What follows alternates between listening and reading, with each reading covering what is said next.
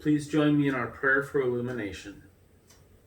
Holy Father, you created us for worship. Speak to us through your word and equip us so that we may obey and seek your kingdom for the sake of your name. Amen. Our epistle lesson this morning comes from Romans chapter 8, verses 6 through 11. To set the mind on the flesh is death, but to set the mind on the Spirit is life and peace. For this reason, the mind that is set on the flesh is hostile to God. It does not submit to God's law. Indeed, it cannot, and those who are in the flesh cannot please God. But you are not in the flesh.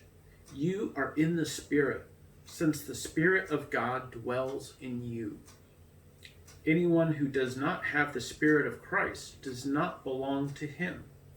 But if Christ is in you, though the body is dead because of sin, the Spirit is life because of righteousness. If the Spirit of him who raised Jesus from the dead dwells in you, he who raised Christ from the dead will give life to your mortal bodies, also through his Spirit that dwells in you. Our gospel lesson this morning comes from John chapter 11, verses 17 through 45. When Jesus arrived, he found that Lazarus had already been in the tomb 4 days. Now Bethany was near Jerusalem, some 2 miles away, and many of the Jews had come to Martha and Mary to console them about their brother. When Martha heard that Jesus was coming, she went and met him, while Mary stayed at home. Martha said to Jesus, "Lord, if you had been here, my brother would not have died. But even now I know that God will give you whatever you ask of him." Jesus said to her, "Your brother will rise again." Martha said to him, "I know that he will rise again in the resurrection on the last day." Jesus said to her, "I am the resurrection and the life.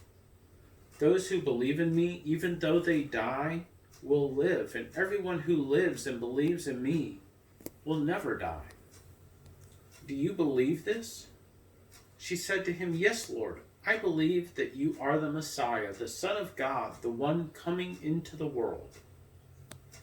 When she had said this, she went back and called her sister Mary and told her privately, "The teacher is here and is calling for you." And when she heard it, she got up quickly and went to him.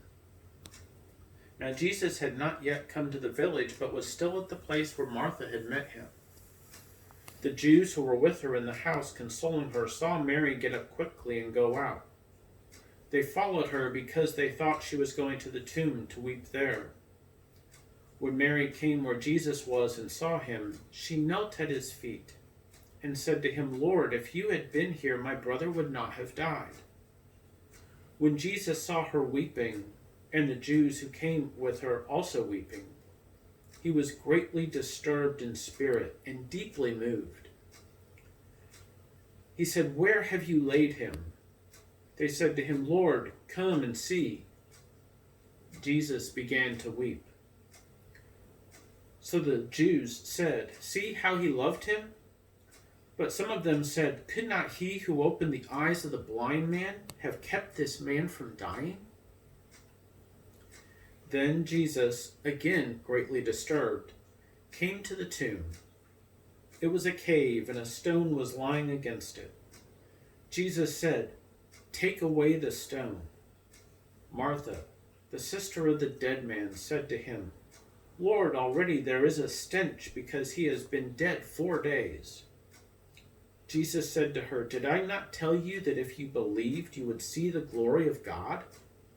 So they took away the stone, and Jesus looked upward and said, "Father, I thank you for having heard me.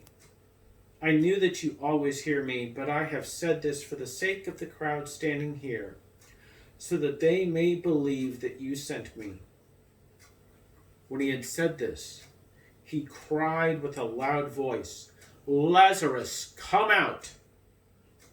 The dead man came out, his hands and feet bound with strips of cloth, and his face wrapped in a cloth. Jesus said to them, "Unbind him and let him go." Many of the Jews, therefore, who had come with Mary and had seen what Jesus did, believed in him. This is the word of God for us, the people of God. Thanks be to God.